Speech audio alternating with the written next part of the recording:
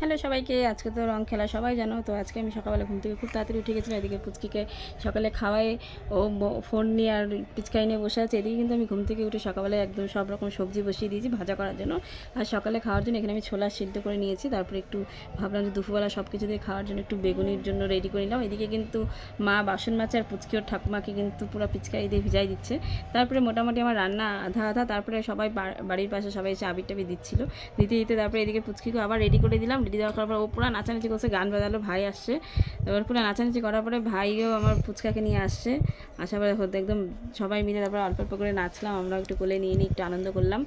তারপরে আবার একটু কাজ করলাম। কাজ করার পরে তারপরে দেখো আবার আমরা একটু মা মেয়ে মিলে পুরো নাচানাচি শুরু করছি। এখানে আমার ফুচকাকে দেখো, হ্যাঁ ও একদম ছোট, 3 মাস বয়স। তারপরে আমরা নাচানাচি করলাম। তো আমাদের রং খেলা এইভাবেই আজকে সারাদিন কাটলো। তোমাদের কেমন কাটলো সেটা জানিও, আর আমার ভিডিওটা কেমন লাগলো তোমরা জানিও।